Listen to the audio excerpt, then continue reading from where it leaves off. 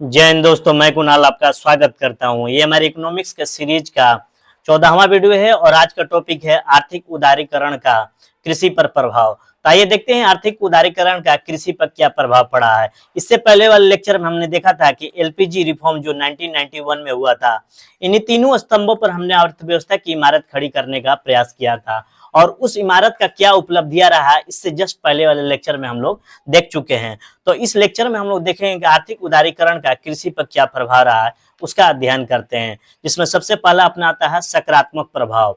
ठीक है, तो आर्थिक उदारीकरण का कृषि पर प्रभाव की चर्चा करेंगे और कृषि जो है एक व्यापक सब्जेक्ट है मेंस की दृष्टि से, इसको बाद में पढ़ेंगे। तो आर्थिक उदारीकरण का कृषि पर प्रभाव जो हम लोग देखेंगे यहाँ पर पॉजिटिव और निगेटिव दोनों प्रभावों की चर्चा करेंगे, जिसमें सबसे पहले हम लोग सकारात्मक प्रभाव की चर्चा करेंगे इस लेक्चर में। तो आर्थिक उदारीकरण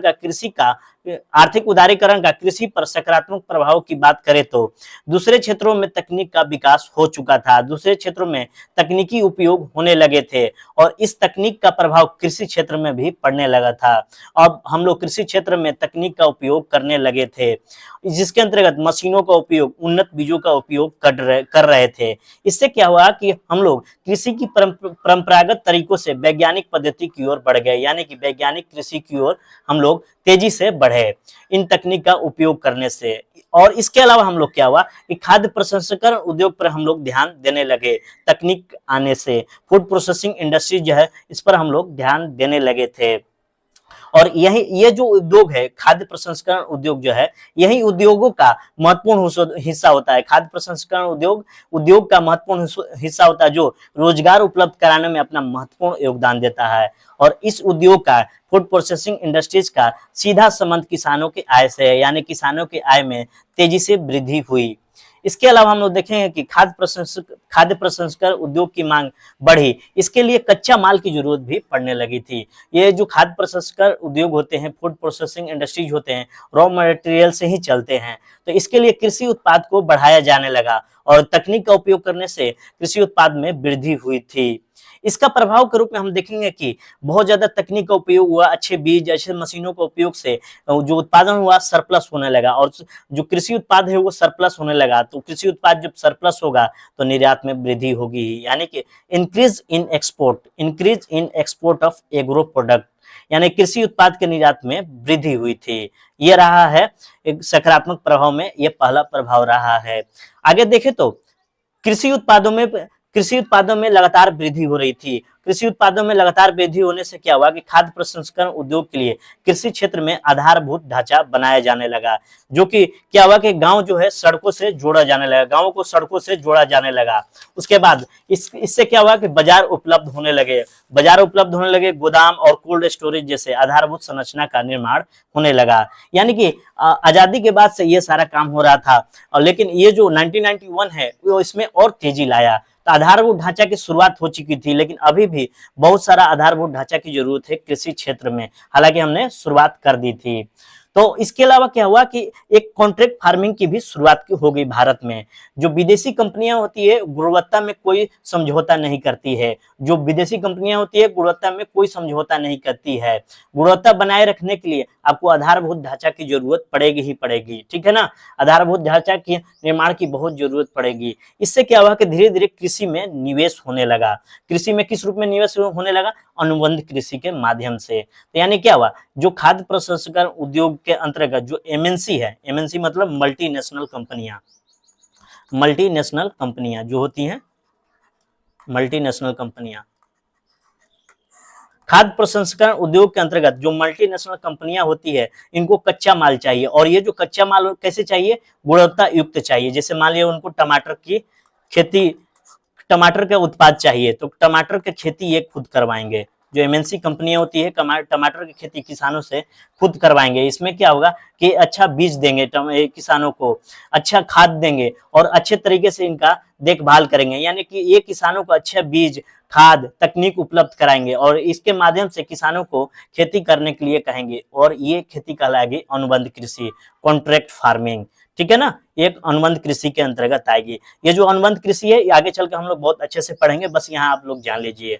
इससे क्या हुआ कि इससे उत्पादन एवं कृषि पद्धति में बदलाव आया। ठीक है, इससे उत्पादन एवं कृषि पद्धति में क्या बदलाव आया, इससे देखते हैं कि जो वाणिज्यिक फसल था इसका उत्पादन ज्यादा होने लगा और खाद्य फसल का उत्पादन कम होने लगा। खाद्य फसल के अंतर्गत गेहूं, धान, ये सब सारी चीजें क्या हो गए, कम होने लगे, क्योंकि हम लोग उदारीकरण के अंतर्गत हम लोग अपने दरवाजे खोले थे और विदेशों में वाणिज्यिक फसलों की मांग ज्यादा थी। ठीक है, तो एक ये जो कंपनियां होती है किसानों को अच्छा बीज, खाद, तकनीक, पद्धति के माध्यम से खेती करने की शुरुआत करवाती हैं, जिसे हम लोग कॉन्ट्रैक्ट फार्मिंग कहते हैं। और इस कॉन्ट्रैक्ट फार्मिंग की वजह से क्या हुआ, उत्पादन कृषि पद्धति में बदलाव आया। भारतीय विदेश, क्योंकि जो भारतीय थे जो विदेशों में रहते थे, जो भारतीय वस्तुओं की मांग करते थे, तो इसलिए ये और ज्यादा उत्पादन करने लगे थे। उसके बाद देखेंगे कि हमारी जो चीजें थी, यानी कि जो हमारी जो वाणिज्यिक फसलें थी उसका उत्पादन ज्यादा होने लगा, किसानों को ज्यादा से इससे लाभ होने लगा था, और इस कारण से जो खाद्य उत्पादन था वो कम होने लगा, उसमें गिरावट है, जिसमें चावल, गेहूं हमें दिखाई देता है।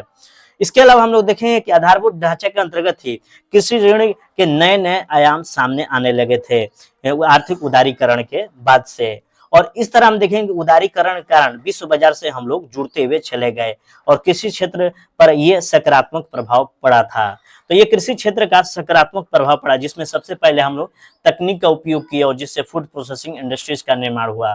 फूड प्रोसेसिंग इंडस्ट्रीज से बहुत सारे आधारभूत संरचनाओं का निर्माण हुआ और इसके फलस्वरूप अनुबंध कृषि हमें दिखाई देती है। लेकिन इसका एक और परिणाम होता है कि वाणिज्यिक फसलों के उत्पादन ज्यादा होने लगा और खाद्य उत्पादन कम होने लगा। ठीक है, अब देखते हैं कि नकारात्मक क्या प्रभाव पड़ा आर्थिक उदारीकरण का। आर्थिक उदारीकरण का नकारात्मक प्रभाव पड़ा है कि कृषि निवेश में बहुत कमी आई, क्योंकि सरकार औद्योगिक विकास पर ध्यान ज्यादा दे रही थी उदारीकरण के बाद से। इससे क्या हुआ, कृषि क्षेत्र का उतना विकास नहीं हुआ जितना होना चाहिए। उसके अलावा क्या हुआ कि हमने उदारीकरण के फलस्वरूप हम लोग अपने दरवाजे खोल दिए थे, हम लोग अपने बाजार के दरवाजे खोल दिए थे, तो हम वैश्विक बाजार से जुड़ने लगे थे। हम वैश्विक बाजार से जुड़े, जिससे कृषि उत्पादों की कीमत में गिरावट आई। क्योंकि कृषि उत्पादों की कीमत में गिरावट आई क्योंकि विदेश में कृषि उत्पादों की कीमत कम होने से उसका प्रभाव भारतीय बाजारों पर पड़ा। जो विदेशी होते हैं उनके कृषि उत्पाद तकनीक के माध्यम से उत्पादित होते हैं, R&D करके नवाचार के माध्यम से उत्पादित होते हैं, जिससे कॉस्ट ऑफ प्रोडक्शन बहुत कम होता है। इससे क्या हुआ कि विदेश में कृषि उत्पादों की कीमत कम होने से उसका प्रभाव भारतीय बाजारों पर पड़ा और विदेशी जो कृषि उत्पाद थे भारतीय बाजार में प्रवेश हो गए। इससे हमारी उत्पाद की कीमत कम होगी, जिससे हमारे किसान बेहद परेशान रहने लगे थे। यहाँ तक कि किसानों का उत्पादन लागत भी नहीं निकल पा रहा था। जो किसान ऋण लेकर खेती कर रहा था उसको लाभ नहीं होगा, उसकी वसूली करेंगे बैंक वाले तो क्या करेंगे, किसान आत्महत्या करेगा ही करेगा। तो ये भी कारण रहा है किसानों की आत्महत्या का कि हमारा जो बाजार था वैश्विक बाजार से जुड़ गया और हमारे जो किसान जो उत्पादित कर रहे थे वो थोड़े महंगे पड़ जाते थे विदेशी वस्तुओं की तुलना में। और जो हमारे जो किसानों का जो उत्पाद था बाजार में नहीं बिक पाता था, जिस कारण से क्या हुआ कि जो किसान ऋण लेकर खेती कर रहा था वो आत्महत्या करने पर मजबूर हो जा रहा था। इसके अलावा एक दोहा वार्ता होता है। इसके अलावा क्या होता है, एक दोहा वार्ता को लेकर WTO और भारत में सब्सिडी को लेकर तनाव बढ़ा है। अगर भारत सरकार किसानों को सब्सिडी नहीं देगी तो किसानों का जो उत्पाद है और भी महंगा हो जाएगा और बाजार से अपने आप बाहर हो जाएगा। तो दोहा वार्ता को लेकर WTO और भारत के बीच सब्सिडी को लेकर तनाव बढ़ा है। ये लोग कहते हैं वैश्विक दबाव है कि किसानों को सब्सिडी न दे भारत। ठीक है, इसके अलावा आयात शुल्क पर कम करने का वैश्विक दबाव है भारत पर, यानी कि विदेशी कृषि उत्पाद जब भारत में प्रवेश करता है इस पर ढेर सारा आयात शुल्क लगा दिया जाता है ताकि जो हमारे किसान जो उत्पादित कर रहे हैं उनका सामान बाजार से बाहर नहीं हो और इन्हीं का बिके। ठीक है, तो इस पर भी दबाव डाला जा रहा है, वैश्विक दबाव हो रहा है कि आयात शुल्क को आप कम कीजिए। अगर कृषि व्यवस्था ही नष्ट होगी, अगर इस तरह से अगर सब्सिडी नहीं देंगे, आयात शुल्क को नहीं बढ़ाएंगे तो हमारी कृषि व्यवस्था नष्ट हो जाएगी। अगर कृषि व्यवस्था नष्ट होगी तो आज भी हमारी 55% जनसंख्या कृषि पर निर्भर करती है, तो देख लीजिए कितनी जनसंख्या बर्बाद होगी। हालांकि 55% जनसंख्या कृषि पर निर्भर तो करती है लेकिन इनका GDP में योगदान बहुत ही कम होता है। इसके अलावा आर्थिक उदारीकरण के फलस्वरूप हम देखेंगे कि उर्वरक, कीटनाशक, दवाइयां उन्नत बीज, इनकी कीमतों में बहुत ज्यादा वृद्धि हुआ है। Rise in prices of fertiliser, pesticide and seeds, ये उदारीकरण के फलस्वरूप हुआ है।